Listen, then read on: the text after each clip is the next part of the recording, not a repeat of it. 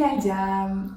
Bienvenue sur Back to Teranga, la chaîne qui te parle répatriation et installation au Sénégal. Il y a un an, j'ai fait le grand saut et j'ai décidé de quitter la France pour m'installer au Sénégal. Cette année a été mouvementée, pleine de découvertes, challengeantes et surtout des moments inoubliables. Aujourd'hui, je te partage le bilan de ma première année au pays de la Teranga. Alors j'espère que mon histoire pourra t'inspirer et te montrer un aperçu authentique de la vie au Sénégal. Sans plus tarder, on va commencer et on va débuter par les points positifs. En premier point, on a le contexte politique. Malgré les troubles politiques et les récents obstacles aux élections présidentielles, qui ont d'ailleurs suscité de nombreuses inquiétudes, elles ont finalement pu se tenir. Et ce que je retiens, c'est que le contexte politique au Sénégal est très favorable, notamment en comparaison avec ce qui se passe dans la sous-région où il y a eu pas mal de coups d'État ces dernières années. C'est super important de vivre dans un pays où la politique est stable et c'est le cas du Sénégal. Il faut vraiment saluer la résilience et l'engagement du peuple sénégalais. Point numéro 2, le soleil toute l'année. Imagine-toi te réveiller chaque matin sous un ciel magnifique, bleu et ensoleillé. Vivre dans un pays où le soleil brille en moyenne 365 jours par an, ça met du baume au cœur. On sait tous qu'en France, quand l'hiver pointe le bout de son nez, ça parle d'hibernation, ça change d'humeur. Et là, tu vis dans un pays où le soleil est constamment là. Franchement, c'est un pur kiff, un pur bonheur et c'est une véritable thérapie pour le moral. En réalité, c'est un luxe qui n'a pas de prix. En numéro 3, ça rejoint un peu le point numéro 2 et c'est la proximité avec la mer. Donc vivre près de l'océan est un luxe dont je ne me lasse pas. Tout le monde sait que les plages, c'est parfait pour se détendre et se ressourcer. Alors moi j'ai de la chance d'avoir une plage à moins de 4 km, donc la plage la plus proche, c'est la plage des Mabel, au Sénégal et surtout à Dakar. On a de la chance d'avoir le littoral et de pouvoir voir la mer constamment. C'est-à-dire que tu peux prendre un taxi, rouler, surtout sur la corniche et c'est vraiment magnifique. Et tu vois constamment la mer. Et ça c'est une thérapie aussi. Franchement les pays qui n'ont pas la mer là, vous savez pas ce que vous ratez. Hein. J'avoue que j'ai pas trop le temps d'aller me baigner et que depuis que je suis là, j'ai dû aller me baigner 5 fois. Et encore. Mais le simple fait de voir la mer, le simple fait d'aller se poser et de boire un verre face à la mer, de pouvoir la contempler, le simple fait de sentir l'odeur de la mer et d'entendre le bruit des vagues. Non, encore un luxe qui n'a pas de prix. En numéro 4, on a les services abordables. Ici, avoir une femme de ménage, un gardien ou un chauffeur reste accessible.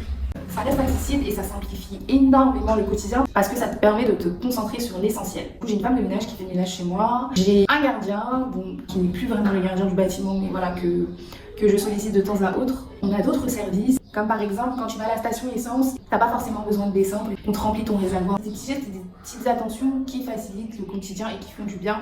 Personnellement, moi, en France, je pouvais rouler en réserve, même parce que j'avais la flemme d'aller mettre de l'essence. Et je me souviens, j'aimais bien envoyer mon frère aller mettre de l'essence, parce que je détestais faire ça en fait. Et là, c'est un pur bonheur, tu viens et on te met de l'essence. En tout cas, moi j'aime bien cette attention. Un autre service aussi, dont j'aimerais vous parler, c'est par exemple quand tu vas faire tes courses à Auchan, ou Casino, peu importe, c'est que des fois, tu as des gens qui t'accompagnent pour faire tes courses, donc qui poussent ton caddie, etc. Si tu en as envie, bien sûr. Et ils mettent tes courses sur le tapis de la caisse, et ensuite, ils rangent tes courses, ils t'accompagnent jusqu'à ta voiture, ou en tout cas jusqu'à ce qu'une voiture vienne te récupérer. Et ça aussi, c'est un service qui est top. Donc voilà pour les services abordables. En point numéro 5, on a la liberté religieuse. Vivre dans un pays musulman, pouvoir prier à l'heure et entendre l'Éden chaque jour est un privilège. C'est un privilège qui renforce le lien spirituel. Alors c'est notamment l'une des raisons pour lesquelles j'ai quitté la France. Ici, je peux vivre ma religion pleinement. Non seulement tu peux prier à l'heure, mais en plus tu peux prier n'importe où. Et surtout, tu peux faire tes ablutions partout sans que ça ne choque personne. Parce que tu es dans un pays à majorité musulmane, ce qui est aussi bien, c'est que voilà, je peux pratiquer ma religion sans qu'on me pose une multitude de questions avec des milliards de préjugés, aussi sans avoir à me cacher pour prier. Donc là, c'est normal, genre je suis avec mes collègues, je suis posée, ouais, je vais aller prier et ça choque personne. Encore un luxe qui n'a pas de prix. En 6e point, les grands logements. Les appartements ici sont spacieux et bien plus grands que ceux que j'ai connus en banlieue parisienne. Alors mon appartement est bien plus grand que celui de ma mère qui a 4 pièces en France. J'ai un 2 chambres salon ici, avec un balcon, faisant 90 mètres carrés. Voilà, il y a plus d'espace, plus de place, et ça rend la vie en appartement beaucoup plus agréable. Et il faut savoir qu'ici, la plupart des logements sont grands. Donc ça aussi, c'est top. En 7e point, j'ajouterais la bonne humeur des gens. Il faut savoir qu'ici, tout le monde te dit salam alaikum. En général, les gens sont sympas et souriants. Il y a des fois des gens aigris. Il y a des fois des gens aigris. Mais dans l'ensemble, ça va, c'est pas comme en France où tout le monde a le visage crispé, fermé, etc. Les gens sont plutôt joyeux et sociables. Donc ça aussi, c'est important. La bonne humeur, ça me donne la bonne humeur. Donc voilà pour les points positifs. Donc là, on va passer aux points négatifs. Point numéro 1 négatif, il y a la cherté de la vie et la qualité des produits. Alors car c'est extrêmement, excessivement cher. Bon, j'avoue, j'abuse, je fais un abus de langage en plus, mais ça décrit vraiment bien ce que je pense de Dakar. Et en plus, le pire, c'est que je ne suis pas la seule. La vie est coûteuse. Si tu penses venir ici et faire des économies, détrompe-toi. Alors moi, ici, je dépense bien plus qu'en France. Donc il y a la cherté de la vie, il y a la qualité des produits qui n'est pas forcément au rendez-vous. Si tu veux bien manger, il faudra du coup mettre le prix. Et en plus, il faut être constamment vigilant pour éviter tout ce qui est tentative d'escroquerie, surtout dans les contextes urbains comme à Dakar. En point numéro 2, tout ce qui est lenteur dans la résolution des problèmes. Donc ici, la patience elle est souvent mise à l'épreuve par la lenteur administrative et logistique et par toute autre lenteur aussi. J'ai rencontré pas mal de problèmes avec mon agence immobilière quand je suis arrivée ici et j'avais l'impression de ne pas être une cliente ou alors d'être une cliente très exigeante. Comme si j'en demandais trop alors que ce que je demandais c'était vraiment le strict minimum en fait. En tout cas c'était du basique. J'ai rencontré des situations ou des comportements qui pouvaient être compliqués avec parfois des personnes qui sont motivées par un fort ego. Il m'est arrivé de rencontrer des obstacles administratifs, notamment à la banque où je devais effectuer un retrait d'argent qui était assez urgent. Donc voilà, je me suis rendue à la banque et l'employé, donc en fait c'était la responsable de caisse. Après un quiproquo, elle a décidé d'exercer son pouvoir excessif pour m'empêcher de pouvoir retirer de l'argent. Je trouve que ce type de situation arrive très souvent. Les Sénégalais, ils ont un fort ego, ils n'acceptent pas la critique, ils n'acceptent pas les remarques, même quand elles sont constructives. Comme ça aussi, ça peut créer et causer des conflits. Alors numéro 3, on a la négociation constante. Alors la négociation, c'est quelque chose que je vis quotidiennement et franchement, c'est épuisant. Ça te fait une charge mentale de dingue. Franchement, j'essaye de privilégier tout ce qui est Auchan, plateforme en ligne. Pour moi, les prix sont affichés là-bas. Mais j'avoue qu'au quotidien, je dois toujours marchander parce que déjà, j'ai pas de voiture, donc je prends les taxis. Comme écrit étrangère ou pigeonne sur mon front, je pense que je suis riche et que je peux payer 4 fois le prix. C'est constamment des négociations, des prix abusifs, ils font des prix à la tête quoi. Alors, petite anecdote, un jour je me baladais en ville et je voulais acheter de la menthe. Je vois des dames en vendre sur une étale avec d'autres fruits et légumes. Donc je vais voir la dame me dit que la menthe coûte 2000 francs. J'allais acheter mais je sais pas, il y a quelque chose qui m'a fait percuter. Et je me dis, attends, 2000 francs CFA ça fait combien même? Je sors mon téléphone et je calcule. Et je vois que 2000 francs CFA ça fait 3 euros. Et je dis, madame, comment ça se fait que la menthe ça coûte 2000 francs CFA? Ça fait 3 euros. En France, la menthe c'est 50 centimes. Pourquoi ici ça va valoir 2000 francs CFA? Elle me dit oui, la menthe est rare en ce moment, il n'y a pas de menthe, donc les prix ont augmenté. Moi j'ai rigolé intérieurement. Finalement elle me dit 800 francs CFA. Donc déjà c'est pas normal parce que tu passes de 2000 francs à 800 francs CFA. Ensuite, si c'est 800 francs, je prends 2 bouquets à 800 francs. À ce jour-là j'avais vraiment besoin de menthe. Mais en réalité, j'aurais même pas acheté. La menthe, ça coûte 50 francs en boutique. Même la menthe, ça pousse en quelques jours sur ton balcon. Ça vaut rien du tout en fait. Ces situations, elles sont fréquentes. Des fois, si tu baisses un petit peu la garde, du coup, tu te fais avoir quoi. Et aussi, parfois, t'as même les gens de ton entourage qui veulent ajouter une petite marge pour se faire de l'argent sur ton dos. Les choses seraient tellement plus simples si les prix étaient affichés. J'ai cru comprendre que la négociation fait partie de la culture commerciale ici. Donc, c'est monnaie courante de négocier constamment. Mais bon, quand même essayer de comprendre la situation en mettant sur tout ce qui est pression économique et sociale ici.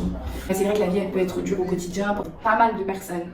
En numéro 4, la difficulté à dire non. Alors les promesses non tenues peuvent être vraiment frustrantes et compliquent les relations, que ce soit au travail ou en famille. Ici au Sénégal, j'ai remarqué que les gens ont du mal à dire non. C'est une problématique que j'ai rencontrée au niveau professionnel qu'au niveau familial, que ce soit en tant que salarié ou entrepreneur. Par exemple, tu as envoyé ton portfolio et la personne « Oh, j'adore ce que tu fais, du coup, on pourrait bosser ensemble, on te contactera bientôt, etc. » Ils sont très enthousiastes, soit il y a un prestataire qui s'occupe de ça, ou ils ne sont vraiment pas intéressés, mais genre ils vont te vendre du rêve. Tu vois, ils te vendent vraiment du rêve et pourtant ils te diront jamais clairement non. Alors que dire non, c'est pas la fin du monde en fait. Tu peux te dire non et t'expliquer pourquoi. Genre voilà, non, ça correspond pas à nos besoins, non, ce n'est pas en adéquation avec nos valeurs. Mais malheureusement, ça, c'est quelque chose qu'ils ont du mal à dire, faire des promesses qu'ils n'ont jamais tenir. Donc ça, faut vraiment faire attention. Ça va. Là, je sais plus ou moins les identifier. En fait, tant que t'as pas signé de contrat clair, précis, te base jamais sur les paroles de quelqu'un. Tant que c'est pas écrit, ça vaut vraiment rien. Ça, faut vraiment le retenir. Être une femme, ça ajoute encore une couche de complexité dans ce genre de situation. C'est pour cela que c'est mon prochain point. En numéro 5, la difficulté pour les femmes. Donc être une femme au Sénégal, c'est très challengeant. Ce qui est encore plus challengeant, c'est d'être une femme dans un contexte professionnel. Alors tu peux tomber sur des hommes qui vont te faire des propositions en dehors du cadre professionnel, des propositions indécentes. Alors moi je l'ai rencontré dans les deux contextes, donc dans le contexte salarial et entrepreneurial. Anecdote, donc j'avais contacté un homme dans une structure très en vogue au Sénégal, dont je tairai le nom, avec qui on devait collaborer. Il devait me fournir des informations dans le cadre de cette collaboration.